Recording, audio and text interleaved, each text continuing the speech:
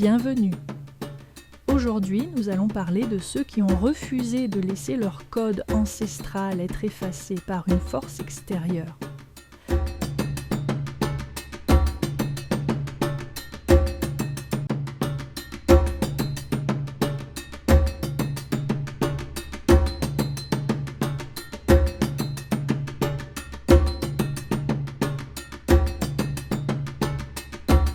Le peuple Bamileke dans les montagnes du Cameroun n'a pas seulement résisté aux armes, il a résisté à l'effacement de son âme.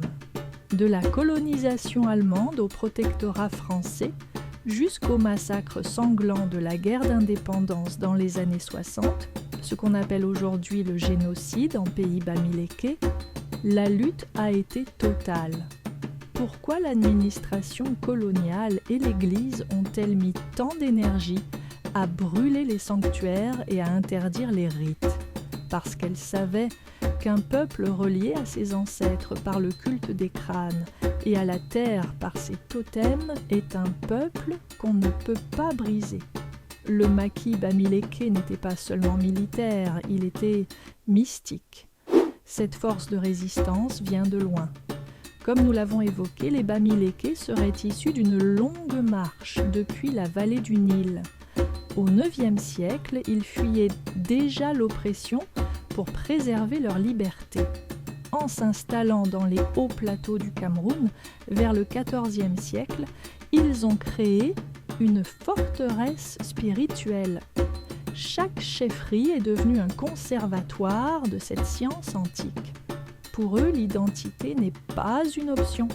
C'est un héritage biologique et spirituel sacré.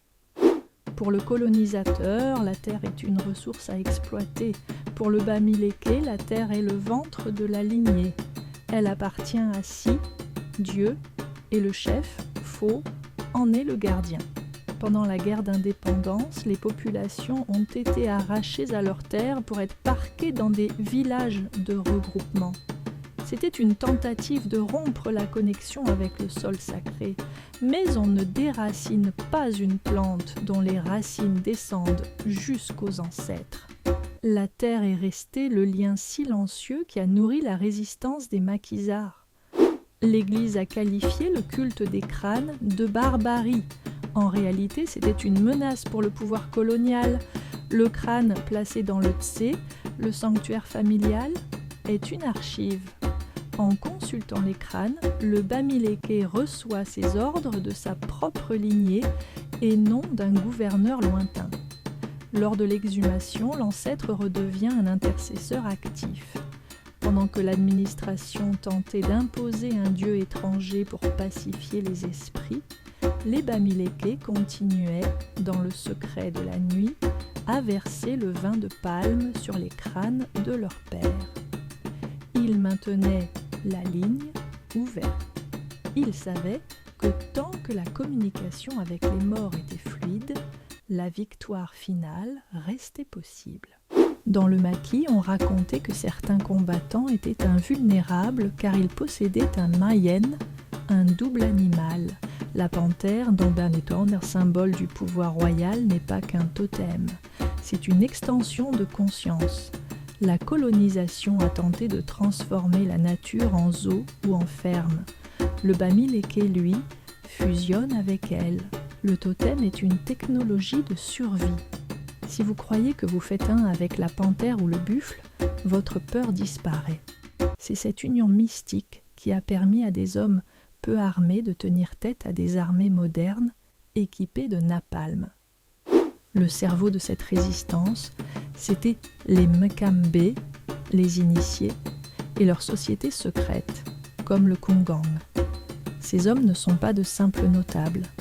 Ce sont des techniciens du sacré qui s'assoient sur des sièges monoxyles sculptés, symbolisant leur maîtrise des lois de la terre. Leurs danses ne sont pas des spectacles. Lors de la mort d'un chef, quand le soleil se couche, ou en temps de guerre, ces initiés sortent pour purifier l'espace.